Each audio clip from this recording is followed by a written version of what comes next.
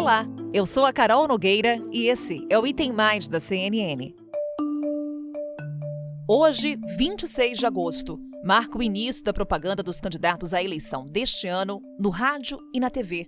Até o dia 29 de setembro, as campanhas terão a chance de apresentar aos eleitores, diariamente, as propostas e ideias que defendem na busca pelos votos para presidente, senador, governador, deputado federal e deputado estadual.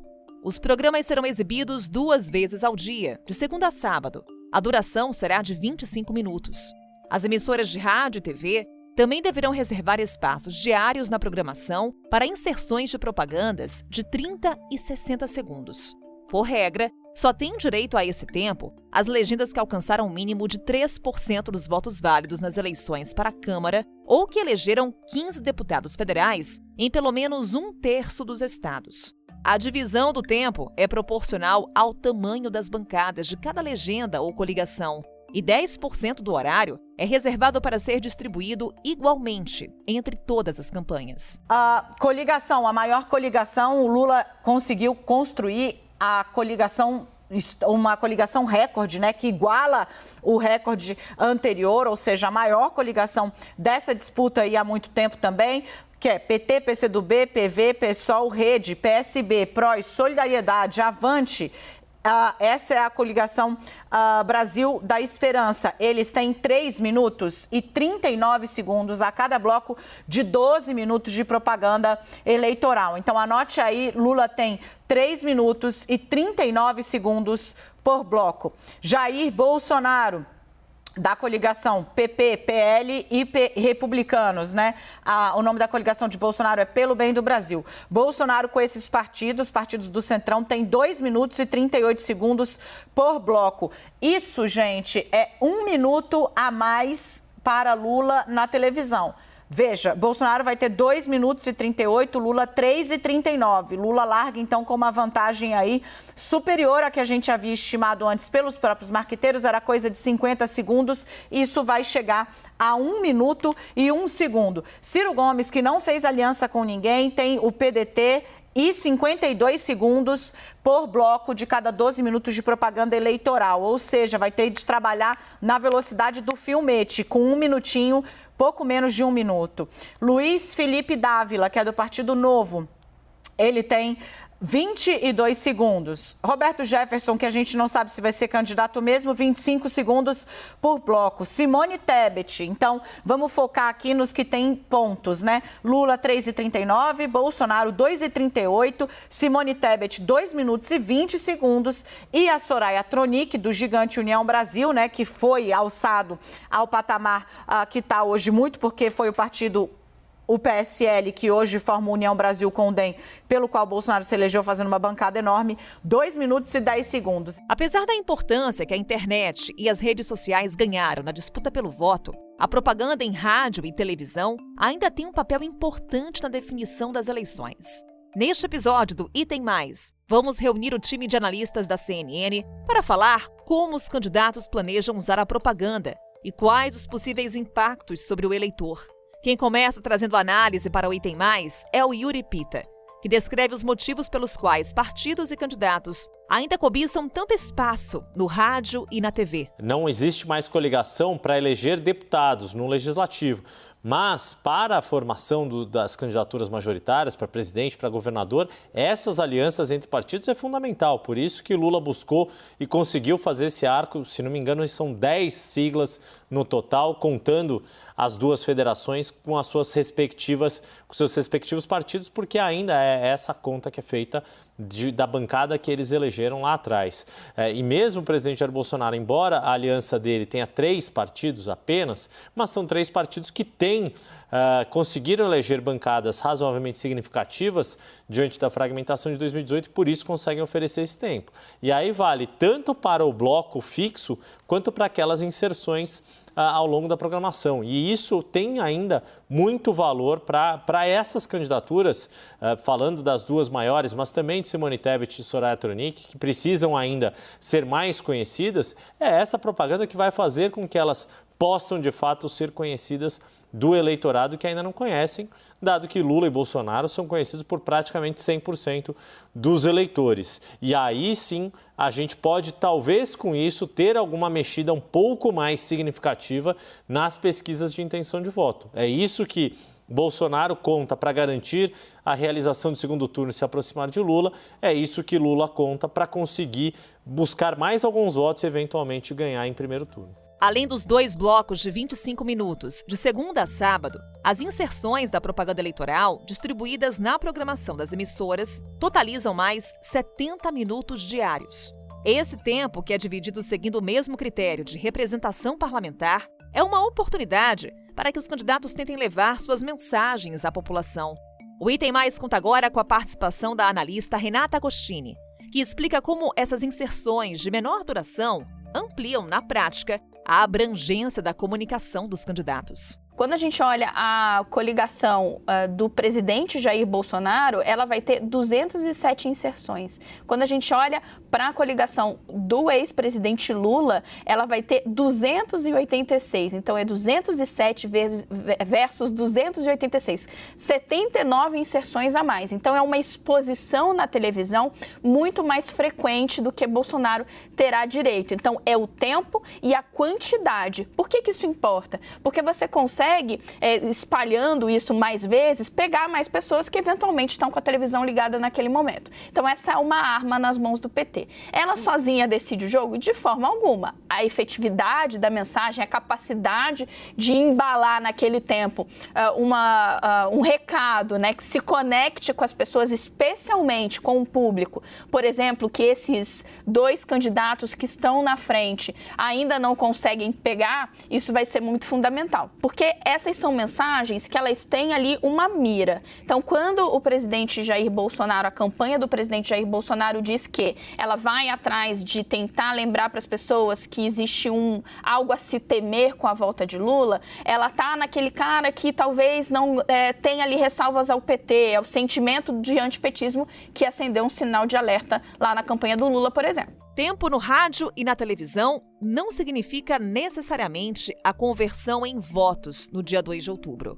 Em 2018, com menos de 1 minuto de propaganda gratuita, o então candidato Jair Bolsonaro venceu as eleições com uma campanha baseada na internet e nas redes sociais. A analista Basília Rodrigues nos apresenta um panorama do desafio dos principais candidatos para conseguir chegar aos eleitores de maneira eficiente, seja qual for o meio de propaganda utilizado. Comunicação não é o que a gente fala, mas como o receptor entende, né? Essa é uma das teorias da comunicação e a gente vê como a população às vezes não compreende o que os seus principais postulantes, o que os seus principais, as suas principais autoridades fazem.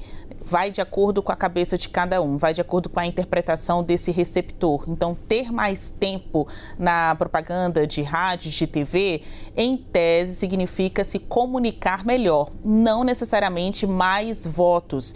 Prova disso foram as eleições de 2018, em que a gente teve o ex-governador de São Paulo, presidenciável diversas vezes, Geraldo Alckmin, perdendo o voto na urna, apesar de ter largos minutos na propaganda de rádio e TV, porque ele tinha ali uma aliança robusta de partidos que foi se esvaindo à medida que outros candidatos, o próprio presidente Jair Bolsonaro, foram despontando mais nas pesquisas. Mas, tradicionalmente, a propaganda eleitoral no Brasil não é um espaço apenas para propostas. As campanhas também costumam gastar boa parte do tempo para uma autopropaganda, apresentando a experiência e os feitos dos candidatos, e para atacar os adversários.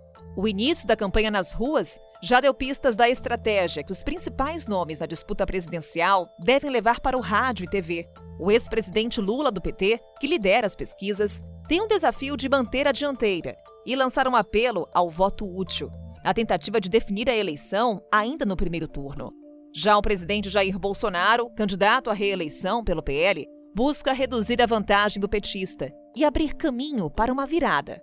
Quem tem acompanhado de perto a movimentação das campanhas é o analista Caio Junqueira, que revela agora os planos que a equipe responsável pela propaganda de Bolsonaro espera colocar em prática para impulsionar as chances do presidente. A propaganda do presidente Jair Bolsonaro no horário eleitoral, ela vai ter alguns focos específicos. O principal foco, a gente pode dizer que é explorar, tentar reavivar o antipetismo, né? Que o antipetismo ajudou o presidente Jair Bolsonaro a se eleger em 2018 e agora é um dos pontos prioritários aí no horário eleitoral e no próprio discurso do presidente. O que significa isso? Significa você explorar a prisão do ex-presidente Lula, a prisão de petistas decorrente da Operação Lava Jato, você explorar essas relações que a Operação Lava Jato revelou entre empresários e governos do Partido dos Trabalhadores, tanto o governo Dilma Rousseff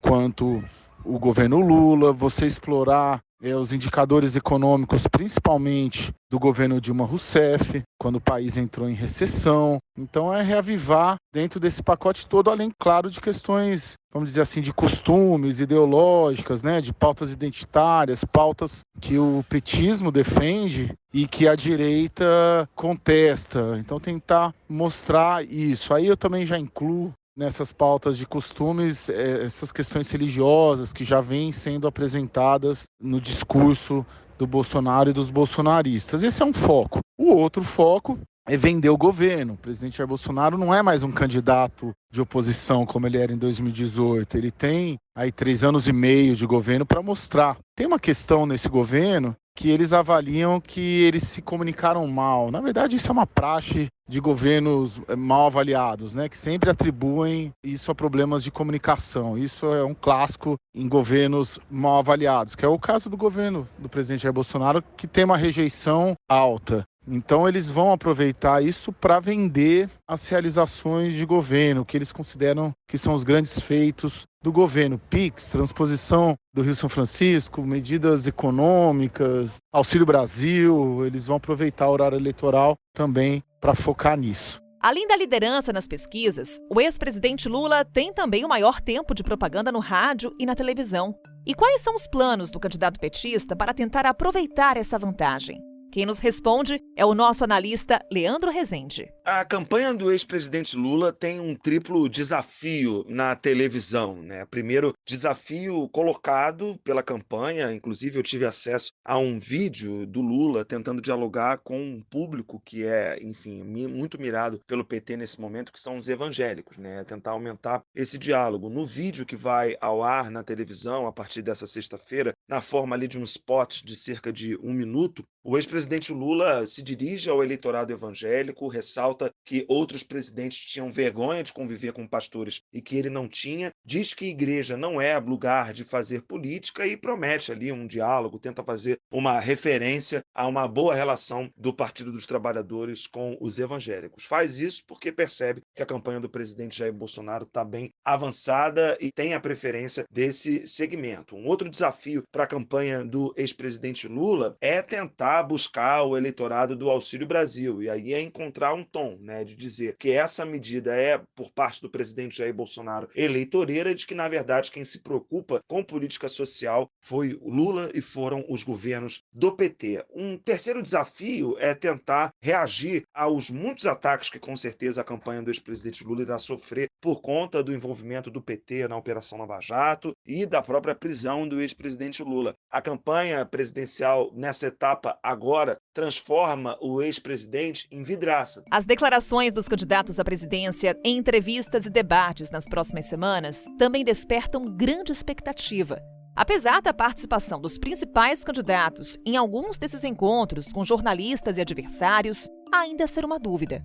Afinal, diante do atual cenário na corrida ao Palácio do Planalto, o que é mais importante para conquistar o eleitor? Uma boa propaganda no rádio e na TV ou um bom desempenho em debates e entrevistas? O nosso analista Gustavo Uribe é quem avalia. As campanhas nos palanques eletrônicos, ou seja, em televisão e rádio, elas têm um impacto maior porque elas são periódicas. Elas estão semanalmente na televisão dos brasileiros. As sabatinas e os debates ocorrem em determinados dias, em um único canal de televisão e também por um período curto. Por isso elas têm maior impacto, porque elas estão praticamente todos os dias na televisão dos brasileiros. O hábito de mídia da televisão ainda é maior dos brasileiros do do que as mídias digitais. É por isso que a campanha eleitoral nos palanques eletrônicos é bem impactante. Além disso, houve em 2018 um cenário atípico. As mídias digitais tiveram um impacto muito importante na campanha eleitoral por causa da candidatura de Jair Bolsonaro, que tinha segundos na televisão e no rádio, mas conseguiu ser eleito presidente da República. A eleição deste ano, ela é inédita também por um outro motivo. Você terá uma campanha plebiscitária pela primeira vez da história entre um ex-presidente e um presidente, ou seja, duas candidaturas principais que já passaram pelo Palácio do Planalto e têm teto de vidro. Essa é a diferença, porque a campanha nos palanques eletrônicos deve ser usada para responder às críticas de adversários. E já nas primeiras propagandas deveremos ver este movimento. Primeiro, Lula já pretende levar na televisão críticas ao atual nível de miséria e fome do Brasil, que chega aos patamares de 1980, criticando então a atual gestão. Já Bolsonaro deve lembrar episódios do passado dos governos petistas de corrupção, relembrando alguns nomes que não farão parte da nova gestão, mas que já fizeram parte da gestão petista, como Delúbio Soares, Antônio Palocci e José Dirceu. Ou seja, se 2018 as mídias digitais foram fortes, elas seguirão fortes agora, mas os palanques eletrônicos serão essenciais para que os principais candidatos se defendam de críticas e ataques de seus adversários.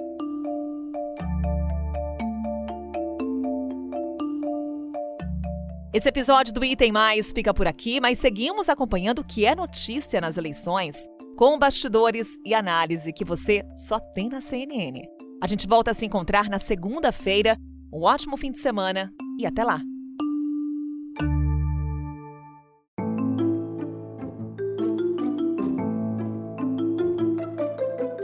Com a minha apresentação, Carol Nogueira, este podcast foi produzido pela Maremoto para a CNN Brasil. Roteiro e pesquisa, Lucas Scherer.